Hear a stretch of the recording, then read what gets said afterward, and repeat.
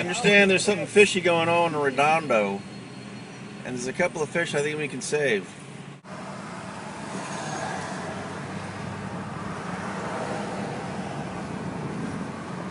And then I need you to fill out one of these. Sorry, what do we do here? So I need to replace Crew. What are we gonna do with crew? Yeah. Okay, Marcel. Okay, let Sandy or Pete know that. Marcel. Yes. She's a good guy. We work together. Right there. Okay, they need to sign it. They've been signed in 5 of us. together. How come this didn't happen in any other harbors, like over Because they Marine? swam into our, it's a bait ball of sardines that swam into our harbor. Jay. Was it the winds and the Yeah, weather? we had the gale force winds for Fine. about a day and a half. Has this happened before in the past? Never? We've had algae blooms that have killed fish in the harbor. We've never had this happen. So this is not a natural common occurrence every It's so not a often. common occurrence, but it was natural. Line Health. Right here, right here. Small Lake Canales. All right, so what happened was we had a whole bunch of fish pushed toward the shore because of gale force winds for about a day and a half. As they got toward the shore, between the Palos Verdes Peninsula and here, the only really kind of safe haven for them to get out of that was inside our harbors, where they came and got in this area. Okay? Once they got in there, these things they're out of breath. They were tired from fighting it. This is what the biologists and everybody had said. They were so tired that once they got in there, they depleted the oxygen really quick. And they had readings they had just done the day before all this happened, because we take readings all the time. Sea Lab and a few other places. Normal's about 8 parts per million. It was down to below 1 part per million, which is kill zone. 1 to 2 is kill zone for fish. So all the fish that were healthy kind of made it into this other basins and were pulled out of there.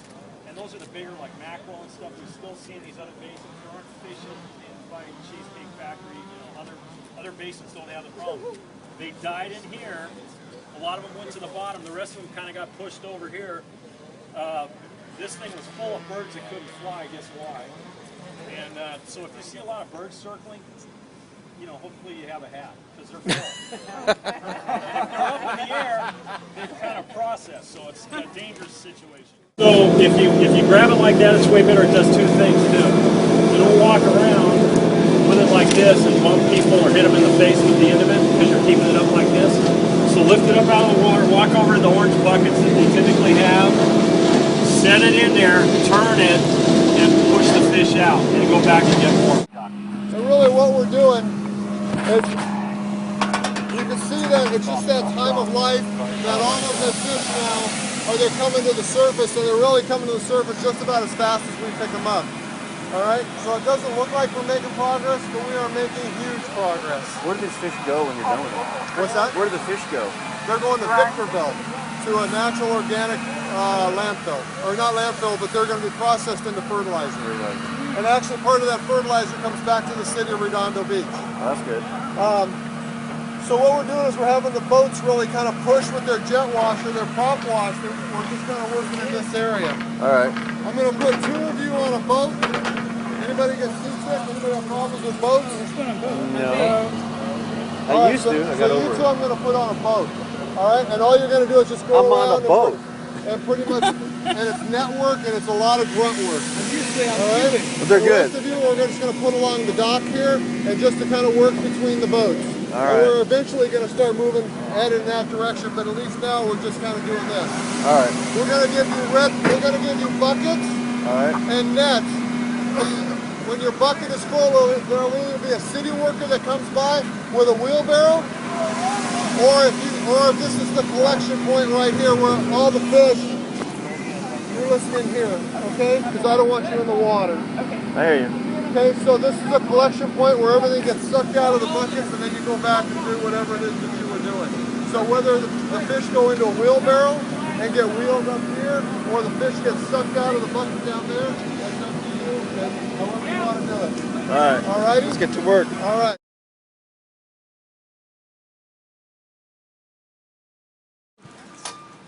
You got my net, damn it. It's a nice net. That's a badass net right there. We got lunchtime, they said. Let's do it. Sandwiches and shit. And sandwiches and fish. Fish sandwiches. Are you enjoying the fish fry over here? Oh, I'm having a blast. Last from I the thought you just past. cleaned that area.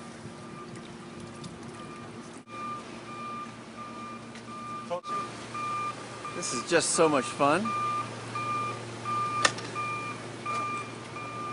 Nasty.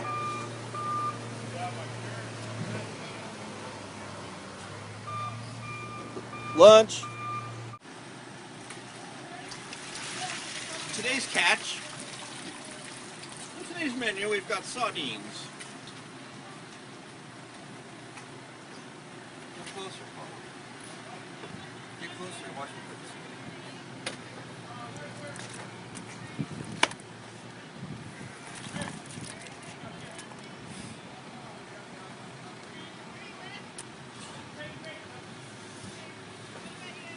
Look closely. Down in here. Don't drop it in the drink.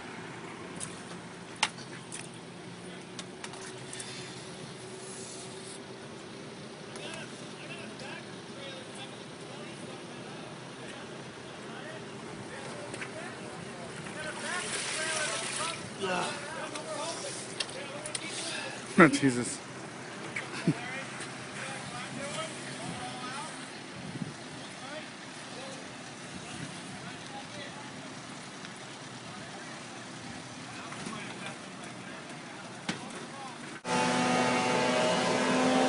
Your last net.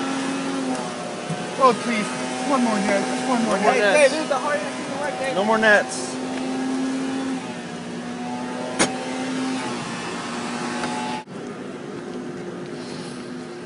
Hey crew. America's proud of the job you've done. Crew. Hey crew.